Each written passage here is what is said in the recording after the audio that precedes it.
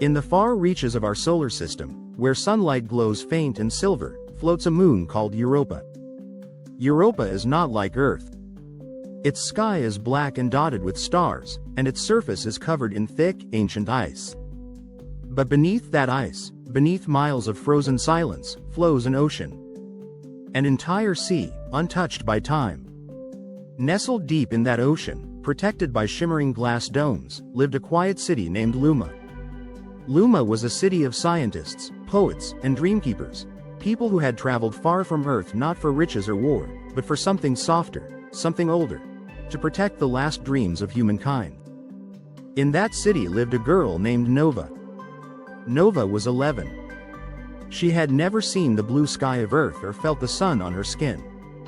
But she knew it through stories, dreams, and recordings, passed down like treasure through generations.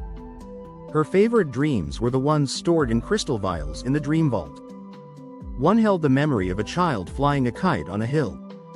Another had the echo of a mother singing on a porch at sunset. And one, the rarest of all, was simply laughter, light and pure and full of hope. Nova's parents were dreamkeepers. Each day, they tended to the vault, preserving the last bits of wonder left from Earth.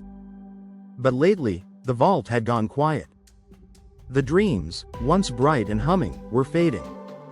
One by one, the lights in the vials began to dim.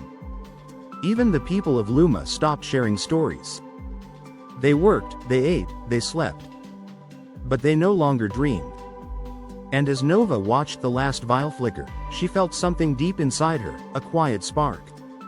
"I'm going to find the final dream," she whispered. That night, Nova crept into the old research wing and climbed into the dream capsule, a vessel long forgotten, once used to explore the deeper layers of the subconscious sea. She closed the hatch. The lights inside flickered on. The capsule hummed softly as it detached and drifted away from the city. She floated through the ocean beneath Europa's ice. Past glowing jellyfish the size of cars. Through forests of crystal coral that shimmered like chandeliers. Fish with neon eyes watched her pass. And somewhere far above, a geyser of water burst through the ice and into the stars. Nova drifted deeper. She reached the dream rift, a region where reality softened and imagination took shape. It was where lost dreams gathered when they had nowhere else to go. Inside the rift, everything shimmered. She passed islands of memory. A playground where gravity danced with joy, a treehouse suspended between two moons, and a lake where ripples played music with every splash. But none of them were the final dream. She drifted further into the stillness, letting the capsule carry her. Then, in the silence, she heard it. A laugh. A single, clear, honest laugh. Nova opened the hatch and floated out. The dream hovered before her, no bigger than a snowflake, glowing faintly, pulsing with something alive. She reached out. The moment she touched it, the dream opened. It unfolded inside her like a sunrise. She saw green hills. Trees. A dog running through the grass. Wind blowing through her hair. Someone calling her name, a name she didn't know but felt was hers. She felt sunlight. Real sunlight. And Earth not as a place, but as a feeling.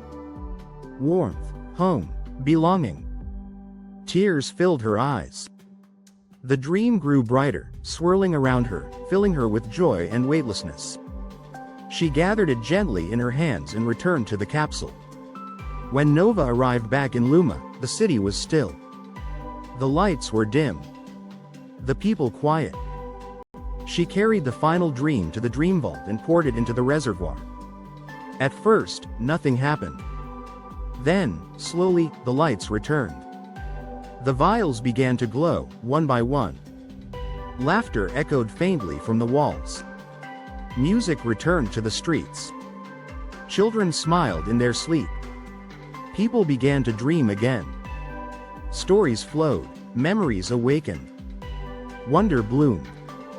Nova watched as the city lit up, not just with electricity, but with something deeper. Something real.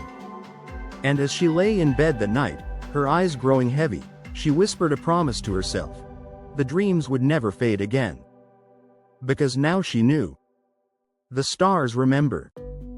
And wonder is never truly lost.